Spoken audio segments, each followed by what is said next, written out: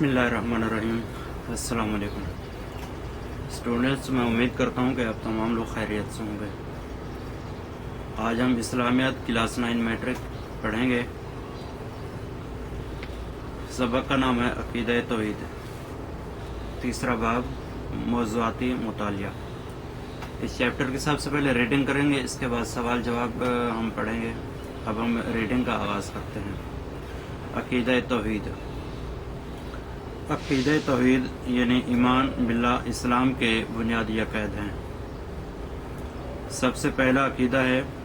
عقیدہ کا لفظ عقد سے ماخذ ہے، جس کے لفظی معنی ہے مضبوط گرو لگانا۔ عقیدے سے مراد وہ خیالات و افکار ہیں جن پر انسان پختہ یقین رکھتا ہو، جو انسان کے کرداروں اور رویوں پر اثر انداز ہوتے ہیں۔ توحید کے لغوی معنی ہے ایک جاننا اور ایک ماننا۔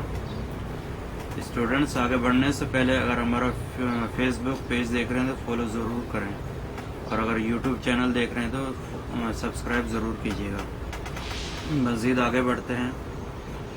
دین کی اصطلاح میں عقیدہ توحید کا مطلب ہے کہ اس کائنات کا خالق و مالک و مختار کل صرف اللہ تعالیٰ ہے، جو ازل سے ہے اور اب تک رہے گا، جس کی نہ ابتدا ہے اور نہ انتہا اور نہ کبھی اس پر فنائیت آئے گی۔ معبود حقیقی اللہ تعالیٰ ہے۔ اس نے اس کائنات کی ہر چیز کو پورے تناسب اور اس کے نظام کو پورے نظم و ضبط کے ساتھ بنایا ہے، جس کا علم پوری کائنات کے ذریعے ذرے ذرے پر محیط ہے، جو پوری کائنات کو دیکھتا ہے اور سب کی سنتا ہے اور سب کو رزق پہنچاتا ہے اور انہیں ہدایت دیتا ہے، جس کی نظیر اور مثال کوئی نہیں ملتی۔ وہی مخلوق کے نفع و نقصان کا مالک ہے، اس کے علاوہ کوئی نہیں۔ وہی موت کے بعد دوبارہ ہمیشہ کی زندگی دینے والا ہے۔ وہ ذات صرف ایک ہے، اس کے ساتھ کوئی شریک نہیں۔ اس عقیدہ کو دل کے پختہ یقین کے ساتھ ملنا، ماننا اور بوقت ضرورت اس زبان سے اظہار و اقرار کرنا عقیدہ توحید کہلاتا ہے۔ مزید آگے بڑھیں گے۔ ٹاپک ہے توحید کی اہمیت۔ قرآن مجید میں جا بجا توحید کی تعلیم دی گئی ہے، خصوصاً سورہ اخلاص میں توحید مطلق و نہایت ہی جامع انداز میں اس طرح بیان کیا گیا ہے: قل هو اللہ احد اللہ الصمد لم یلد ولم یولد ولم یکن لہ کفوا احد۔ سورہ اخلاص آیت نمبر 1 سے 4۔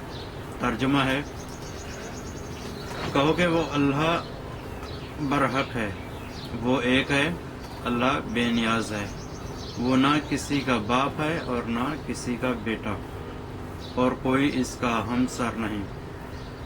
کلمہ طیبہ کا پہلا جز لا الہ الا اللہ ہے، جو اسی عقیدے کی عکاسی کرتا ہے۔ توحید کو اللہ تعالیٰ نے دین کی بنیاد اور اس کا پہلا رکن قرار دیا ہے۔ حضور کریم صلی اللہ علیہ وآلہ وسلم نے فرمایا، جس کا ترجمہ ہے: لا الہ الا اللہ کہہ دو، کامیاب ہو جاؤ گے۔ یہ ہی تمام عبادت کا نچوڑ ہے، جس کے بعد نیکی قبول ہی نہیں کی جاتی۔ نیک اعمال چاہے پہاڑوں کے برابر ہوں، عقیدہ توحید کے بغیر بالکل غارت ہو جائیں گے۔ اسٹوڈنٹس، اس سبق کی جب میں ریڈنگ کر رہا ہوں تو کتاب اپنے سامنے کھول کے رکھیے گا۔ سبق کا نام ہے عقیدہ توحید، باب سوم ہے، یعنی موضوعاتی مطالعہ۔ اب ہم مزید آگے بڑھیں گے۔ حضرت آدم علیہ السلام سے لے کر اللہ تعالیٰ کے آخری نبی حضرت محمد صلی اللہ علیہ وسلم، خاتم نبیین صلی اللہ علیہ وآلہ وسلم تک جتنے بھی انبیاء کرام علیہ السلام دنیا میں تشریف لائے ہیں، سب نے لوگوں کو توحید کی دعوت دی اور عقیدہ توحید ہی تمام نبیوں کی عملی زندگی میں بنیادی اصول رکن اور ستون کا درجہ رکھتا ہے۔ توحید ہی تمام انبیاء کرام علیہ السلام کی دعوت کا نقطہ آغاز تھا۔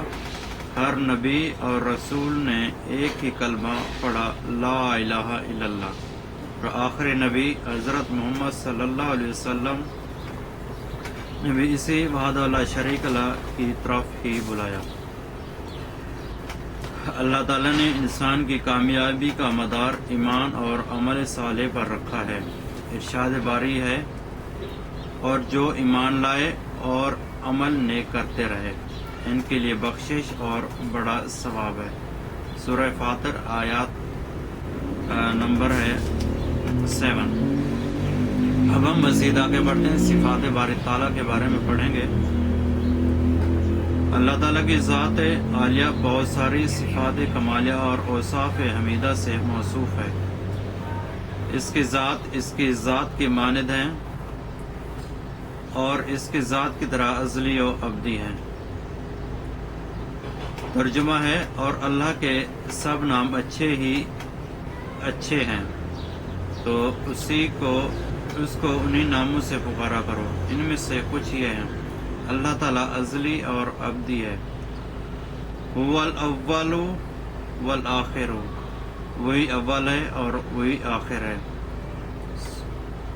اس کا مطلب کہ پہلے کچھ نہیں تھا اور وہ موجود تھا، اور کچھ آخر میں نہیں ہوگا، مگر وہ موجود ہوگا، وہ ہمیشہ سے ہے اور تا ابد رہے گا، کسی نے اسے پیدا نہیں کیا۔ الحی یعنی ہمیشہ زندہ، غیر فانی۔ یہ وہ صفات ہے جس سے اس کا وجود، بقا، دوام، ازلیت اور بے زوالی ظاہر ہوتی ہے۔ القدیر، قادر، قدرت والا۔ یہ وہ صفات ہے جس سے اس کی قدرت کی وسعت کا اظہار ہوتا ہے۔ الخالق، پیدا کرنے والا۔ وہ خالق ہے، یعنی اس نے تمام کائنات کو پیدا کیا اور عدم سے وجود میں لایا۔ اللہ خالق کل شیء، اللہ ہر چیز کا خالق ہے۔ پانچواں نام ہے العلیم، سب کچھ جاننے والا۔ وہ علیم ہے، یعنی وہ ہر بات، ہر کام اور ہر حرکت کو جانتا ہے۔ کوئی کام دن کی روشنی میں ہو یا رات کے اندھیرے میں، مجمع ہو یا تنہائی، صحرا میں ہو یا سمندر کی تہہ میں، کوئی چیز اس کے علم سے چھپی ہوئی نہیں۔ کوئی کام ماضی میں ہوا ہو یا حال میں یا مستقبل میں ہوگا، وہ سب کچھ جانتا ہے، کوئی چیز اس کے علم سے باہر نہیں ہے۔ ان اللہ بکل شیء علیم، بے شک اللہ ہر چیز کو جاننے والا ہے۔ سورہ توبہ آیت نمبر 115 ہے۔ السمیع، سب کچھ سننے والا۔ وہ سمیع ہے، یعنی وہ سب کو سنتا ہے، چاہے کوئی زبان سے پکارے یا دل میں تنہائی میں پکارے یا مجمع میں، عربی زبان میں پکارے یا کسی اور زبان میں، وہ سب کی سنتا ہے اور ہر وقت سنتا ہے۔ ان اللہ سمیع علیم۔ ترجمہ، بے شک اللہ سنتا جانتا ہے۔ سورہ بقرہ میں ہے۔ البصیر، سب کچھ دیکھنے والا۔ وہ بصیر ہے، کچھ کائنات کی کوئی چیز اور کوئی کام اس سے اوجھل نہیں ہے۔ وہ ظاہر ہو یا پوشیدہ، سمندر کی گہرائی میں ہو یا زمین کی تہوں میں، سب کو دیکھتا ہے۔ وَهُوَ السَّمِيعُ الْبَصِيرُ۔ ترجمہ، اور وہ خوب سننے والا ہے اور خوب جاننے والا ہے۔ سورہ شورى آیت نمبر 11۔ وہ جو چاہتا ہے کرتا ہے۔ ارشاد باری تعالی، فعال لما یرید۔ ترجمہ، جو چاہتا ہے سو کر ڈالتا ہے، سارے کام اس کی مشیت سے ہو رہے ہیں۔ توحید کے تقاضے۔ توحید صرف آخرت کی کامیابیوں اور کامرانیوں کی ضمانت نہیں بلکہ دنیا کی فلاح و سعادت کا باعث بھی ہے۔ قرآن مجید اور رسول اللہ صلی اللہ علیہ وسلم کے ارشادات بتاتے ہیں، عقیدہ توحید کے کچھ اہم اور بنیادی تقاضے ہیں جن پر یقین رکھنا اور ان پر عمل کرنا ضروری ہے۔ ان میں سے کچھ اہم یہ ہیں: اللہ تعالیٰ کی ذات بے مثل ہے، کائنات کی کوئی بھی چیز اللہ تعالیٰ جیسی نہیں ہے۔ ارشاد باری تعالیٰ ہے، اس جیسی کوئی چیز نہیں۔ سورہ شورى آیت نمبر 11 میں ہے۔ اس لیے اللہ تعالیٰ کو بے مثال ذات ماننا چاہیے۔ صرف اللہ تعالیٰ ہی ہے جس کی رضا جوئی کی انسان کو فکر کرنی چاہیے۔ تمام اعمال و حرکات جو عبادت کے زمرے میں آتے ہوں ان کو اللہ ہی کے لیے مخصوص کرنا چاہیے۔ چنانچہ ارشاد باری تعالیٰ ہے، ترجمہ ہے، اس کے سوا کسی کی عبادت نہ کرو، سجدہ اسی کو کیا جائے گا، نظریں اور منتیں اسی کے لیے مانی جائیں گی، دعائیں مناجات اس سے کی جائیں گی، پناہ اسی سے مانگی جائے گی، غیبی امداد کے لیے صرف اسی کو پکارا جائے گا۔ مزید آگے بڑھیں گے،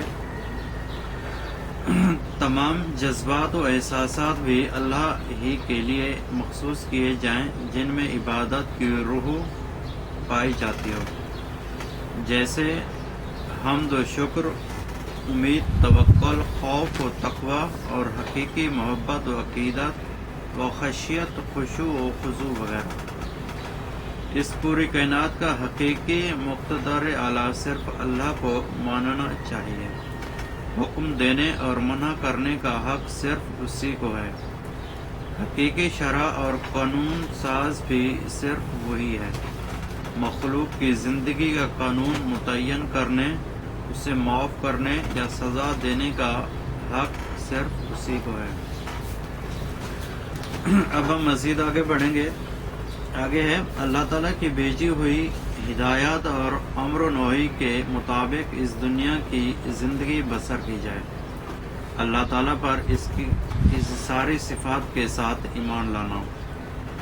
توحید کے یہ بنیادی تقاضے اتنی اہمیت رکھتے ہیں کہ ان میں سے کسی ایک کا بھی انکار اللہ پر ایمان رکھنے کے دعوے کو بے معنی کر دیتا ہے۔ اس کا مطلب یہ ہے کہ ساری باتیں عقیدہ توحید کے اصل مفہوم میں شامل ہیں، اور کوئی شخص اس وقت تک صحیح معنوں میں مسلمان ہی نہیں سکتا جب تک کہ وہ اس عقیدے پر پورے مفہوم کے ساتھ ایمان نہ لائے۔ اگلا ٹاپک، عقیدہ توحید کے زندگی پر اثرات۔ جب عقیدہ توحید دل و دماغ میں راسخ ہو جاتا ہے تو اس کی شخصیت میں کچھ اثرات ثمرات نمایاں ہوتے ہیں۔ اسلامی عقائد کا اثر انسان کی عملی زندگی پر بھی پڑتا ہے، انسانی سیرت و کردار اور اعمال و اخلاق کو سنوارتے ہیں۔ عقیدہ توحید کا نمایاں اثرات جو انسانی زندگی پر پڑتے ہیں وہ یہ ہیں: ذات باری تعالیٰ اور اس کے اسماء و صفات پر ایمان سے بندے کے دل میں اللہ تعالیٰ کی محبت و تعظیم پیدا ہوتی ہے، جس کے نتیجے میں وہ امر الہی پر کاربند رہتا ہے اور نواہی سے احترام کرتا ہے۔ اللہ تعالیٰ کے احکام پر کاربند رہنا اور منہیات سے اجتناب بھی فرد اور معاشرے کے لیے دنیا و آخرت میں کمال سعادت ہے۔ انسان کو حریت و آزادی کا بلند ترین مقام عطا کرتا ہے۔ انسان کے اندر پرہیزگاری، خودداری، عزت و نفس کے اوصاف پیدا کرتا ہے۔ انسان میں عجز و انکساری پیدا کرتا ہے۔ وسعت و نظر کی وجہ سے تمام مخلوق کو محبت اور پیار سے دیکھتا ہے، اس لیے کہ یہ اللہ تعالیٰ کی مخلوق ہے۔ تو اسٹوڈنٹس یہ آج کا ہمارا سبق تھا، اس کی ہم نے ریڈنگ کی. امید کرتا ہوں کہ آپ کو یہ سبق سمجھ میں آیا ہوگا. اب ہم اگلی کلاس میں اس سبق کے سوال جواب پڑھیں گے، جس کا پہلا سوال یعنی عقیدہ توحید کی وضاحت کریں. دوسرا سوال ہوگا توحید کے تقاضے پر تفصیلی نوٹ تحریر کریں. تیسرا سوال جو ہے وہ یعنی مختصر سوالوں کے جواب ہوں گے، جس میں ایمان کا مفہوم کیا ہے، عبادات کسے کہتے ہیں، عقیدہ توحید کے اثرات پر نوٹ تحریر کریں، اللہ تعالیٰ کی ذات ازلی و ابدی ہے، وضاحت کریں، توحید کا کیا مطلب ہے. یہ اب ہم اگلی کلاس میں پڑھیں گے. میں ایک دفعہ پھر کہتا ہوں، اگر ہمارا یوٹیوب چینل دیکھ رہے ہیں تو سبسکرائب ضرور کریں، اور اگر فیس بک پیج دیکھ رہے ہیں تو فالو ضرور کیجیے گا.